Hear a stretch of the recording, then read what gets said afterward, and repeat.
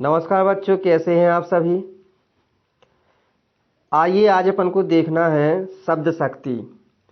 आज अपन जो है किसके बारे में पढ़ेंगे, शब्द शक्ति के बारे में पढ़ेंगे। शब्द शक्तियाँ जो 3 प्रकार की होती हैं, पहले देखेंगे शब्द शक्ति की परिभाषा।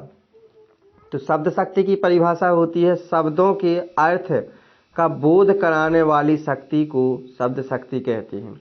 अर्थात वह शक्ति जो शब्दों का क्या करवाती है, शब्दों के अर्थ का बोध करवाती है कि किस शब्द से कैसा अर्थ निकल रहा है, वहाँ पर कौन सी शब्द शक्ति होगी, क्या होगी। तो ये किसकी हो गई है, शब्द शक्ति की परिभाषा है कि शब्दों के अर्थ का बोध कराने वाली शक्ति को शब्द शक्ति कहते हैं। इसके बाद शब्द शक्ति के कुछ प्रकार हैं। देखिए कितने प्रकार की होती शब्द शक्ति। शब्द शक्ति 3 प्रकार की होती है। पहली है अभिधा शब्द शक्ति, दूसरी है लक्षणा शब्द शक्ति और तीसरी है व्यंजना शब्द शक्ति। तो अभिधा, लक्षणा और व्यंजना, आइए इनको देखते हैं अपन। सबसे पहले देखेंगे अभिधा शब्द शक्ति। अभिधा शब्द शक्ति क्या होती है। तो अभिधा शब्द शक्ति देखिए, शब्दों के सामान्य अर्थ का बोध कराने वाली शक्ति को अभिधा शब्द शक्ति कहते हैं। तो शब्दों का सामान्य अर्थ, इसमें बिल्कुल सामान्य सिंपल अर्थ का पता चलता है। अपन बोलेंगे पढ़ेंगे तो पता चले। जैसे इसमें दिया है सीता गाना गाती है, तो सीता सामान्य अर्थ आ रहा है कि सीता क्या करती है, गाना गाती है।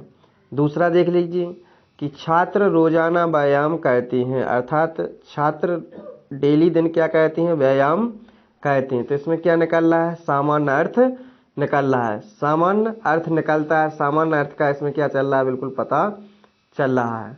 देखिए इसके द्वारा व्यक्त अर्थ वाच्यार्थ कहा जाता है या कहलाता है।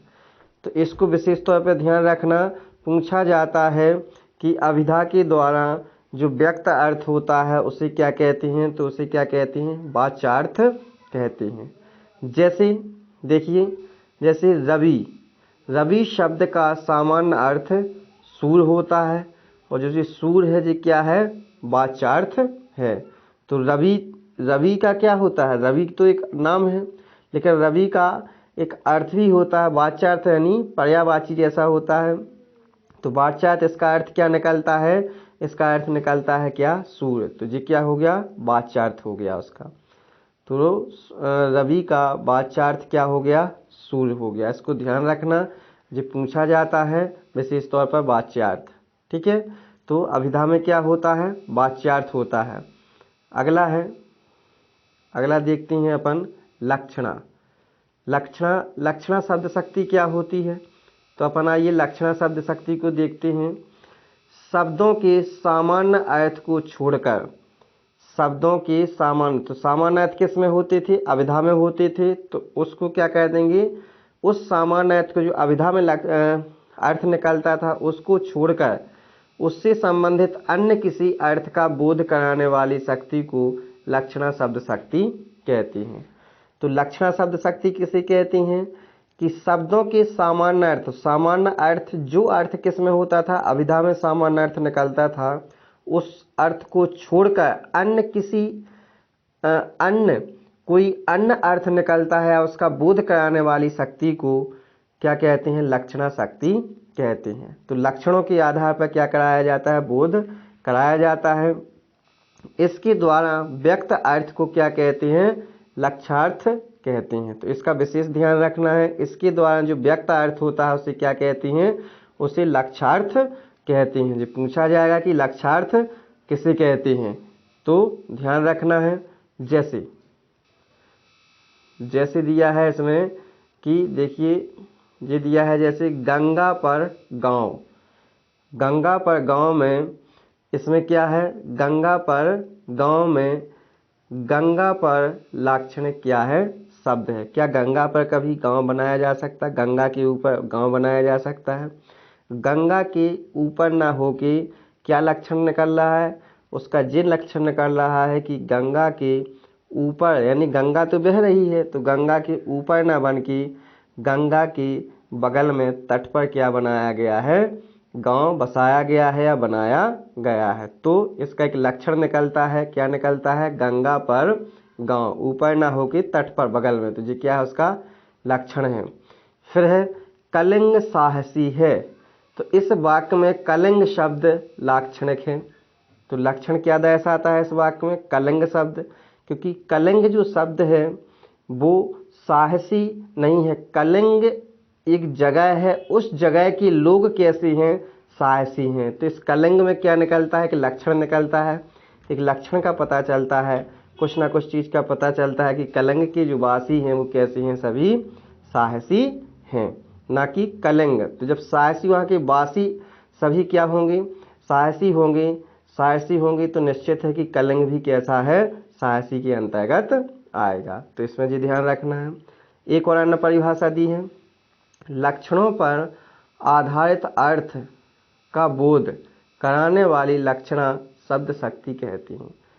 तो लक्षणों पर आधारित अर्थ का बोध कराने वाले को लक्षणा शब्द शक्ति कहते हैं। सीख लेना, एमपी बोर्ड में पूछी गई थी, इस प्रकार की आई गई थी कि लक्षणों पर आधारित अर्थ क्या कहलाते हैं, तो उसे क्या कहते हैं, लक्षणा शब्द शक्ति कहते हैं। ठीक है, आइए आगे बढ़ते हैं, देखते हैं अगला।